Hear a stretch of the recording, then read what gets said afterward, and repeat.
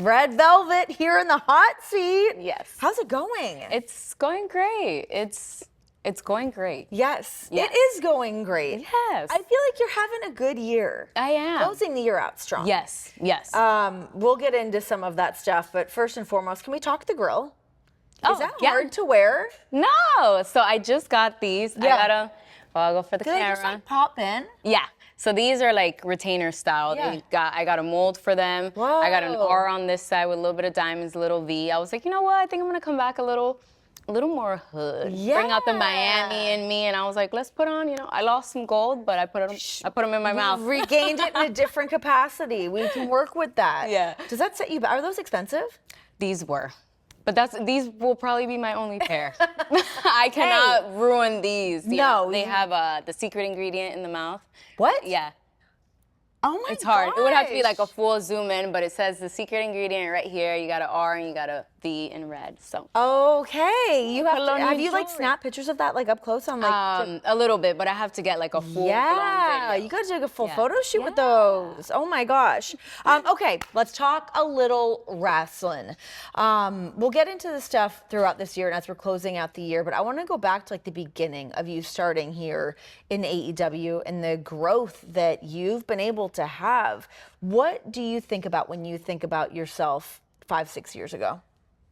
I was a baby. Yeah. And a baby, not necessarily in age, just in like wrestling for a big company on TV. Yeah. I thought I had it figured out. I don't want to go on record and say I didn't know what I was doing, but like, I didn't know what I was doing in the sense I thought I knew, but I learned so much. The world got to see me for the first time on big TV. People got to see who Red Velvet was. They saw a lot of my good moments, a lot of my bad moments. And I say bad, I'm just like, growth and little injuries and botches and stuff. Yeah. So I've grown with the AEW audience. How hard is it in this generation of growing on camera? People can see this. People see the mistakes. They see this ascent, but it is a bumpy road sometimes. What is it like kind of going through that?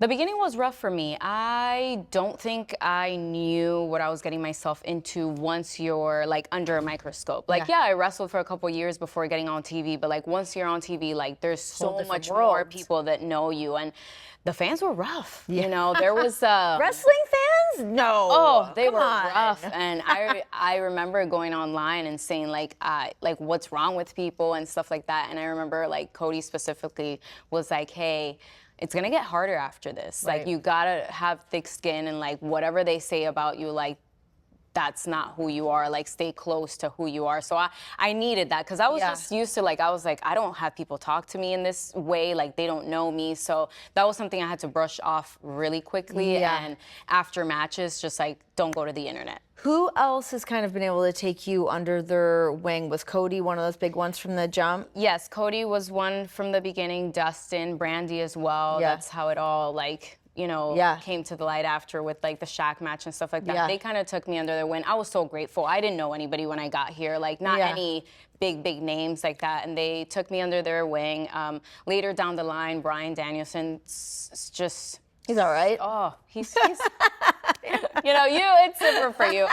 He's been great to me and just helped me so much in like the later parts of AEW. But we get to like a different like refining point, right? It's like now how do we work on the smaller things and bring that to light a little bit more? And Brian's obviously so good at that. Yeah, and just even after injury too, it was like he was so helpful in like how do I move differently to protect my knee from that time. So that was a good turning point at that point. But I had so many. I had Arn Anderson, I had QT, so many people just standing behind me when I first got there, and I will just forever be grateful for that. What was it like wrestling with Shaq? Oh my God.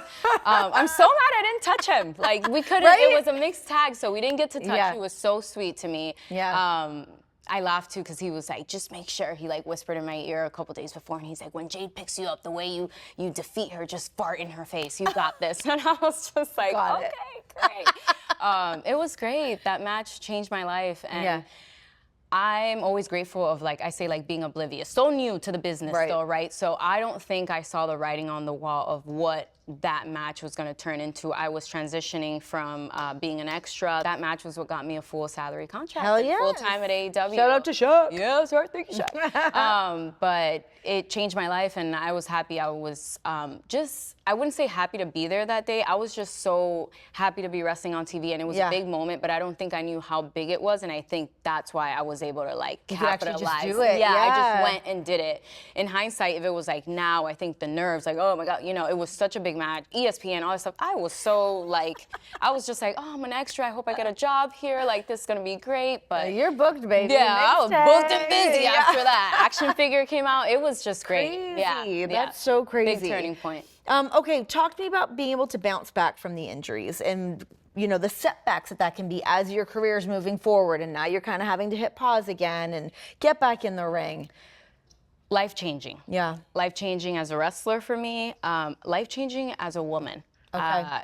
At the time I had my first injury, it was like a hip injury. I was like mid-baddies, had great 2 matches with Stat, and then my hip started like acting out a little bit. I was gone for 6 months. I didn't have any surgery, anything. That was fine. It wasn't too bad. Yeah. The knee surgery came the night I was trying to defeat Jade. I was trying to be the one. Yeah. I ended up being number 50.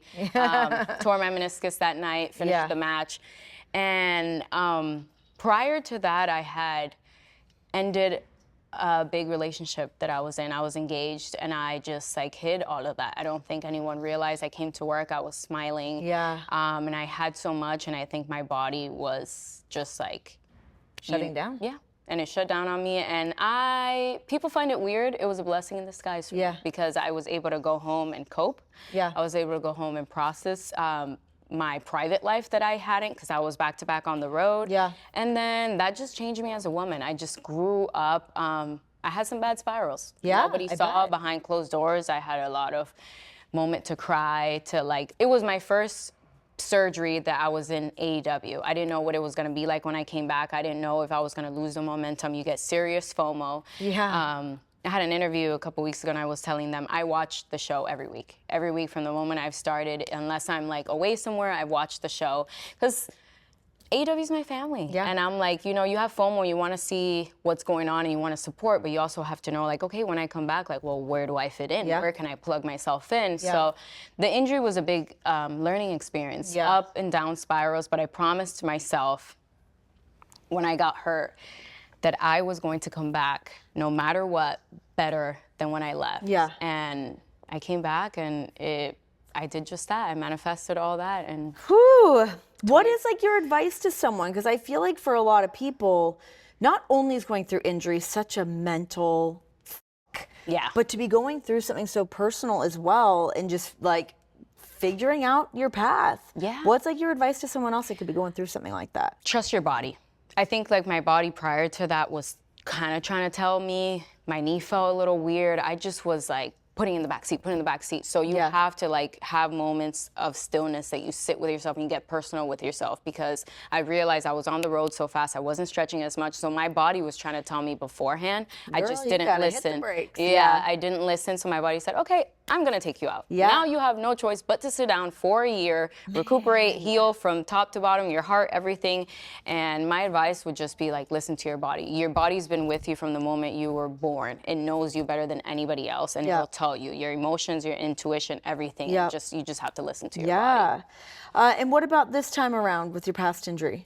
This past injury, it was only a couple months. I suffered an injury during our tour in Mexico, which I think I wrestled after that. I don't think I was aware like of what happened. Then I did a show. My shoulder came out of place, so I went to tell them like I'm getting like stings down my arm, and their concern wasn't my shoulder. They were like, well, in Mexico, you took this really bad drop kick and we're worried about your neck. So I went to get some MRIs, and I had like 2 bulging discs in my neck, very tiny, caught very early. So I did PRP on that. I did PRP on my shoulder.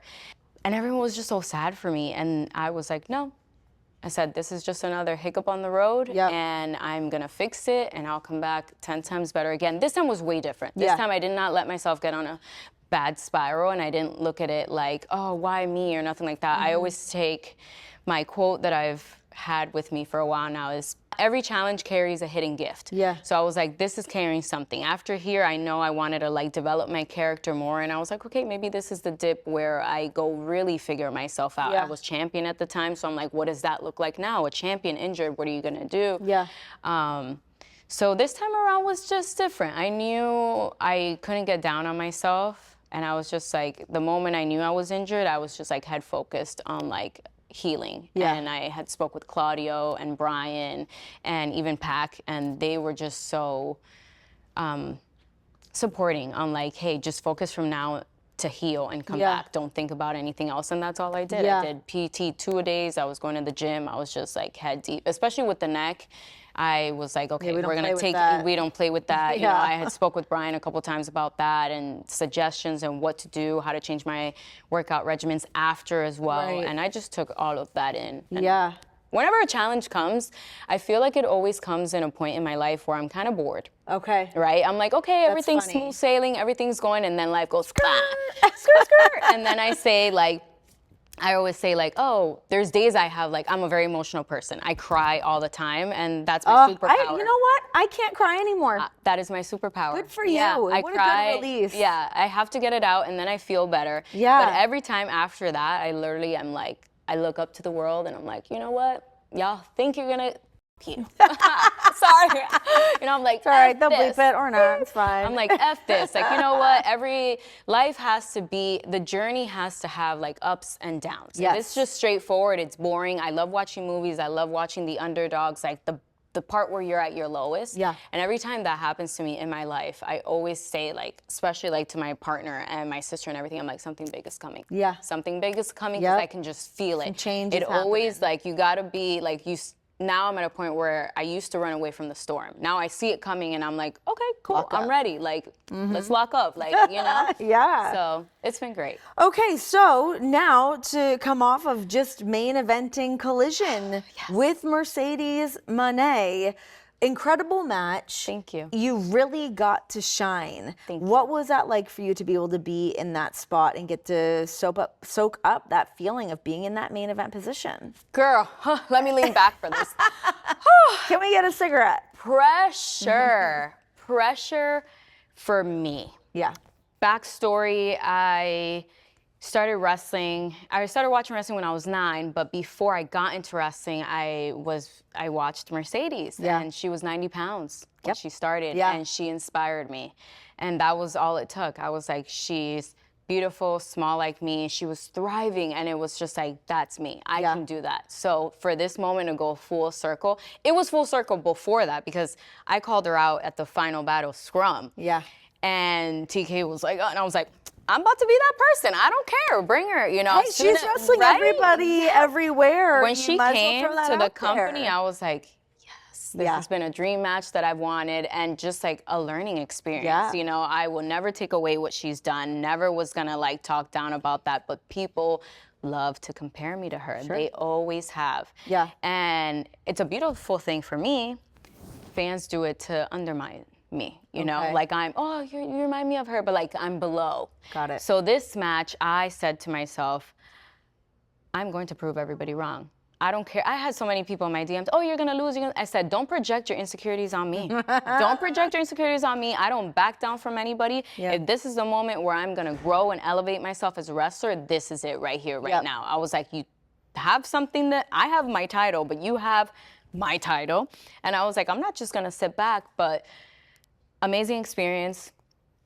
I'm still kind of in like, I journal a lot, and I journaled the night before because I want to see how I felt, and I haven't journaled about it since because I needed it to marinate. And again, every challenge carries a hidden gift, and to me it was like, okay, I'm not just gonna talk the talk, I better walk the walk. Everybody's looking at this match. I'm coming back from an injury. They wanna see if I have ring rust. They wanna see if I can hang, all this stuff. And I was like, no, I'm about to prove everybody wrong. I'm about to give everybody a show. And I'm about to have everybody in Boston who is against me turn around and say, Okay. Okay, you know? And that's what happened that night. Do you feel like you accomplished that? Absolutely. Yeah. I might have not got the win, but she found an opening, and she, you know, she is as great as she is because she took that opening. But like right there, you know, it wasn't like, oh, clean sweep or anything like that. I'm here to say I want my lick back. It's on site whenever I see you next time. And I'm for it. I think it's only up from here. I hope to see her again. I don't duck any smoke ever. And it was great. I got to main event Collision with someone that inspired me. Enemy territory. Not my first round. Main evented first ever Rampage in Pittsburgh against Britt. So that will going into that too. Everyone's like, you should be scared. You should. I was like, listen. Bring it. Bring it. I'm cooking. They want to hate me. They want to boo me. Is there a spot, even though you haven't had the time to journal about it yet, or like, I'm sure you've obviously been thinking about it since, but is there a moment during that match that you are like remembering as like an eye-opening experience or like something that clicked for you? Oh, absolutely. I put my belt in her face and she pushed it and she tried to embarrass me right there in her home. Oh my God, I could feel it. It was great. And then I get pissed and I take my jacket off and I throw it and she catches it and I'm like, oh, I was ready to go. I was lit right after that. But also it was a moment like, you only hope that you can wrestle your idols. You hope that they're in the same time frame in the journey to do it. And for that, I think like right after that happened, I was like, okay, you're testing me. I'm the one. I am the one. I will be the one. I'm just as good as you. I'm one of the best here. This is my home. I'm going to protect my belt, my home, everything here. And I just locked eyes with her. And I was like, this is happening. So I was happy, but I was boiling inside. But I was just ready to go. You could see that you were boiling. I was ready. I was so like a little girl geeked out, but I was like, I want to put my hands on her like I did. And she gave me a fight. And now I'm hooked. I'm hooked, I'm addicted, and I want more. 481 days as the Ring of Honor Women's Television Champion. What did it mean to you to be able to represent the company for such a long time like that? It was special. It was special because I started in AEW, and then I actually had tried out for Ring of Honor a couple years back. I was so green when I first went the first time, but I was like, hey. I went on 2 occasions, never really got hired there, but then for life, again, to go full circle and me be the first ever African-American Latina champion, longest reigning, it was beautiful. And to have that responsibility to help carry the women coming into Ring of Honor, the newer talent as well, I take that very close to my heart because it's been a journey. I had never been champion here. I never won a belt. So it was a little bit ups and downs. You win the belt and then you're like, oh, I got a target on my back. You know, oh, I've been chasing. Now I'm the one being chased. But big learning experience. I feel very grateful that I had such a beautiful long reign. I was able to go to Mexico as well. So I'm very happy about that. I'm not done yet. I think I love the Ring of Honor women's division, the AEW women's division. I want to have a big part in helping continue to build that. I think sometimes like I wasn't here from the beginning, but I was here from the pandemic. So I still consider myself like a pillar for AEW and now a pillar for Ring of Honor. So huge honor. And I had some times where, you know, I did some questionable things to keep it, but always with honor. That's right. Always with honor. That's right. Okay, so your dad was a former flyweight world champion boxer. Your uncle was a world champion boxer. You have this in your blood. What was it like growing up in that world and seeing that? It was, I wish I would have gotten more. I never got to, my dad retired when I was 2 months, maybe. I only got to see him still had that fighting spirit. Yeah, though. Still had that fighting spirit. It was what, 72 that he did the Olympics? Yeah. Okay. I wish.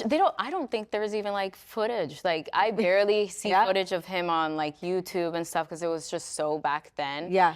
But I saw him like grow, like when I was growing up, he'd like get up in the 4 a.m, train other boxers and like train with my dog. He used to go run with my little Cocker Spaniel at the time. So like the ethic was always there. And I never thought I would end up in anything like, I was a dancer throughout my entire life. He put us in like MMA and self-defense early on. And I was like, oh, Did you like it when you were little?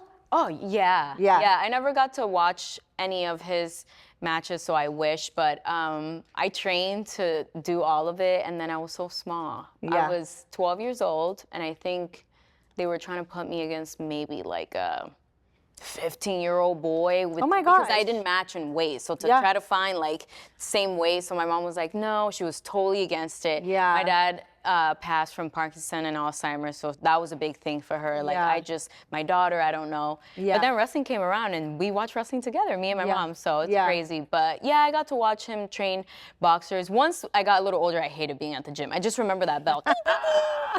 All the rounds. But looking now, I would give anything to have him like by my side. I think if he was still alive today, he'd probably be my manager. Like, my dad had so much charisma. He was great. But yeah, it's in my blood, and I'm so grateful for that. He's looking at me from above, and I always say he's with me and my uncle too whenever I'm fighting. And honestly, that they bring that dog out in me. So I'm always grateful to see their legacy and create my own. With your mom being a little bit hesitant when you were a kid getting into it, to seeing the success you've had now and being able to watch wrestling with you and watch your career, what's her take on everything? I don't want to cry. She's the best. She's supported me. I feel like my dad and my uncle get all the glam of like just because what they did, but my mom is my rock, and she was there for me from the first moment I said, I don't want to dance anymore, I want to wrestle. She said I told her at 9 years old that I wanted to be a wrestler. I don't remember. I do, but I don't remember. But now I was so sure dance was my life. And then when it hit like a plateau and I started wrestling, I had a moment where I sat with myself and I was like, I've been manifesting this since I was 9, and I just didn't realize what was going on. But she's been at every show. I started out in Florida because I'm from Miami, and she was at every show that she could possibly go to. And now she watches at home. She's a little older, but she's always there for me. And shout out to moms. You know, love our moms. Straight out of your mama's kitchen, mamas. That's right. That's right. Yeah, she's amazing. Before I let you go, you've been streaming cooking some food on the old Instagram. You made a chicken parmesan. What's trying to be like you, girl. Trying to make my own cookbook. We both have our little bobs. We like to cook. Maybe we could do a little something. Oh, yes. What's your go-to meal? This past week, I was on live. My go-to, my partner Chandler, we got to like learn how to cook together. Because I moved out on my own after that big breakup I had. And I was like, I don't really know how to cook, so we're going to find out. But go-to is chicken parm. I actually did that on live a couple of days ago. Chicken parm. I'm a huge dessert person, so I love to make desserts. And now I'm trying to see if I could do justice, but my mom does an amazing coconut rice, especially for Thanksgiving. Oh my God. And everyone's always tried to replicate it, and they have not. So I'm spending Thanksgiving with her this week, so I'm hoping to Hell yes. Oh my God, I love coconut rice. Yes, it's amazing. Well, I make cookies. They're in catering. Try them and tell me if they're any good. Yes, I would like we gotta you to do a cooking thing. We should.